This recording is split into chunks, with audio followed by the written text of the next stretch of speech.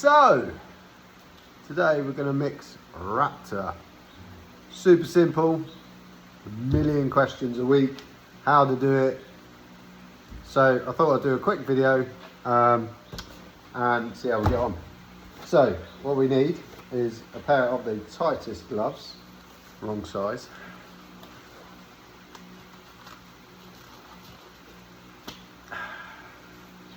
And protect your hands because the old Raptor does not come off. I think I actually got some on my face earlier. So, super simple. Gonna make a quick video. So we got the Raptor hardener. Always give it a little shake. The old Raptor stuff likes a little shake. So we'll pour that in. We've got Raptor. Now this is black. If it was tintable, this is the bottle you want. If it's tintable and you got those bottles, you could have problems. Only because they're slightly smaller and it's a bit of a ball ache to get it in correctly. You can do it. Buy some of these jugs. Always get loads of these just in case. Excuse me. So this one's just black. So we're simply, I've got my trusty screwdriver.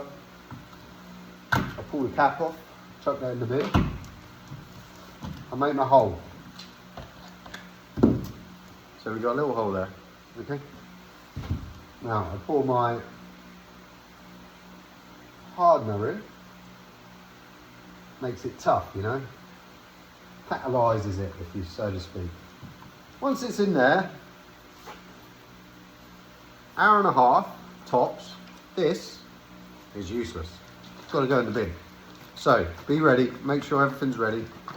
And then there we go. Hardener comes in the box. So you get a box like this. This is a tintable. You'll see that in the video. So that comes in a got a spray gun included. Thank you, Marlo. So this comes pre with a hardener, and you get your little mixing cup. And then there we go. And then you just give it a shake. I'm not going to shake for the whole 2 minutes, but you get the idea. So you give it a good shake, every other direction. I like to leave my Raptor just before painting it for about 10 minutes, just so everything can infuse, everything can start doing its chemical reaction. These are quite nice if you have tintable, because you add 100 ml into the top, and then you can mix it, and you've got about, I don't know, half an inch left where you can shake it about and it still moves about. These, if you put your tint in there, excuse the spider's webs, buggers. So I don't know if you can see in there. By the time you put the hardener, it's almost at the top, and then you have a bit of a problem of trying to add 100 ml tint. If I'm doing a full tint job, I tend to save these and do 50 ml of colour, put it in. It's all getting a bit complicated now for a simple video, but put it in, and then I use that as my base coat. So I thin it down in the gun and then spray it before I apply the Raptor. Gives it like a primer in the sort, not a primer, but a sort of base coat of the coat that it's going to be.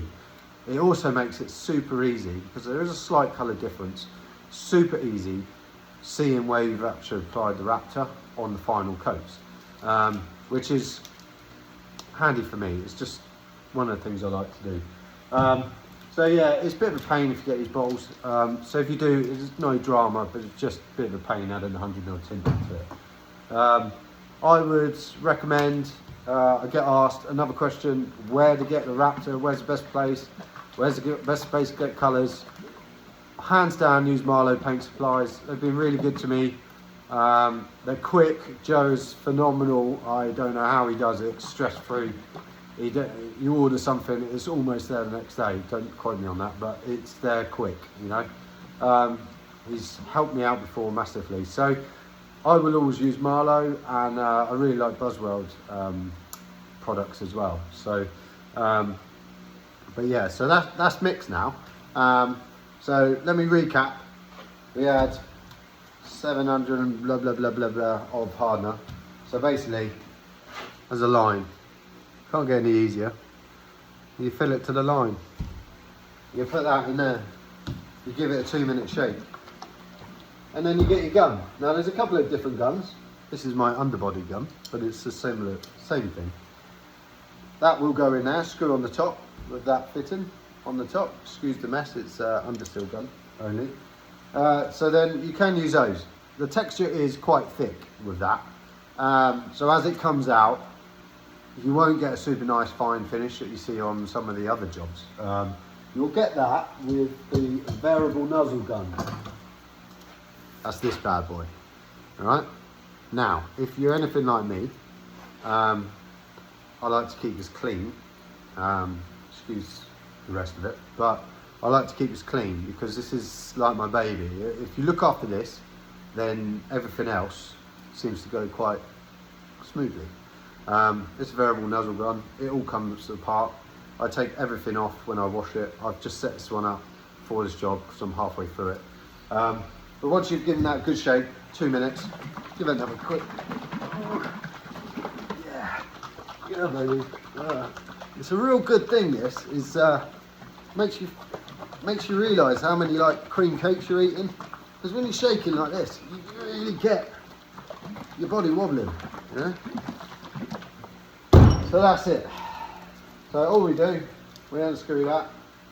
You know, we know that's mixed nice. There's no bits in there. And then we just put that in there. Excuse the flake again. We put that in there and we simply screw it up. Important thing to notice if you're using this a couple of times, these little holes, they've got to be clear.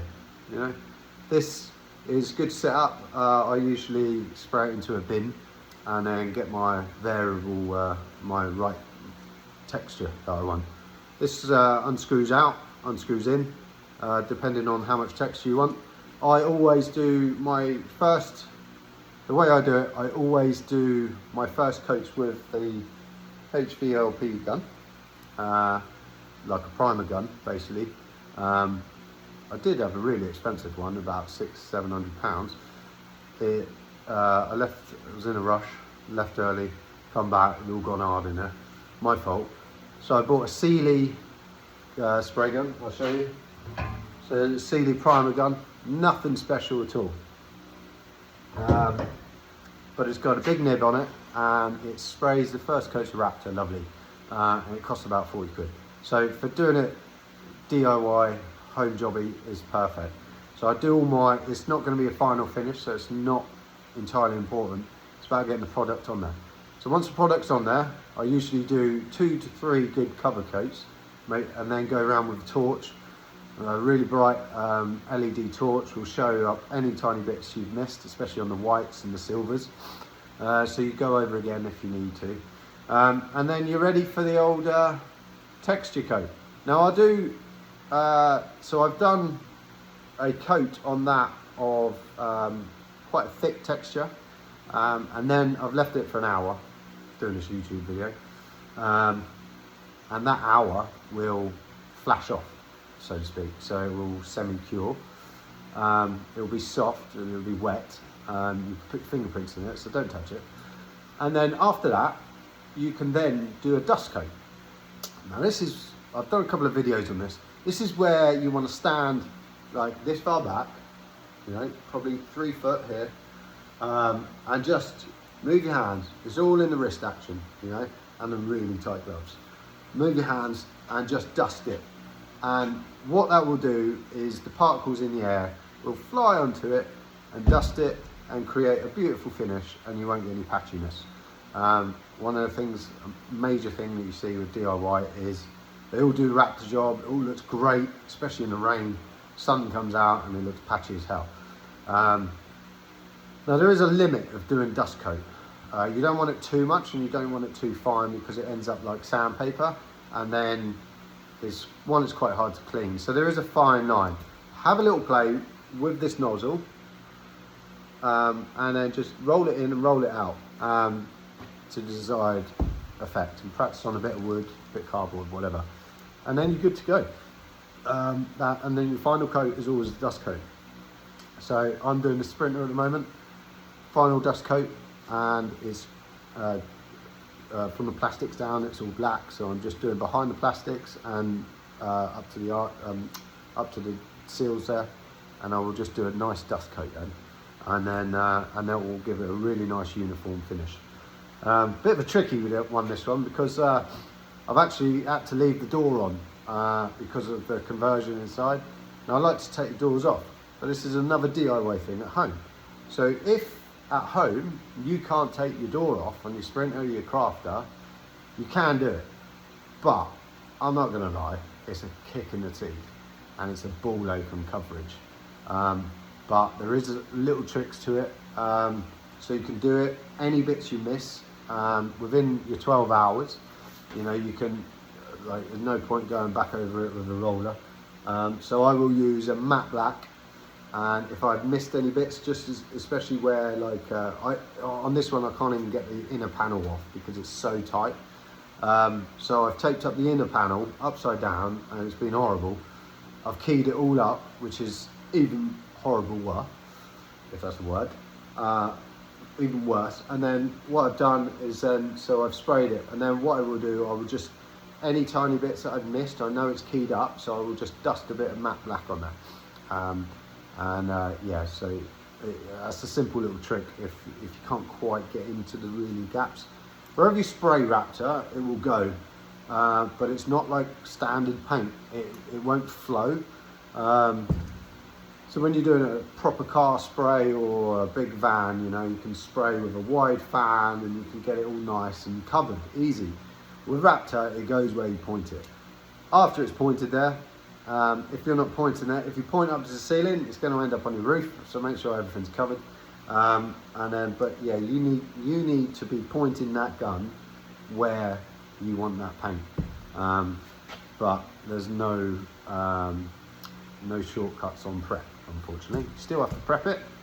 I prep everything to 180 and then I finish with a Scotch pad.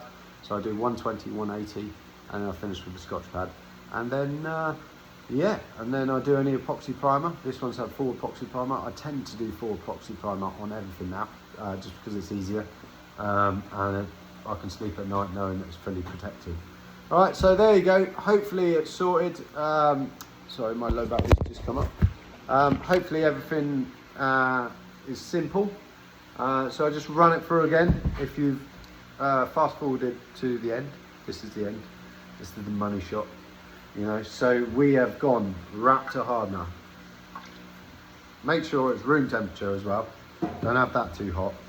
In the colder months, you can warm the Raptor up on a radiator or in some hot water. Always helps a treat for flow. So yeah, we just put your Raptor into there, up to the line, into there.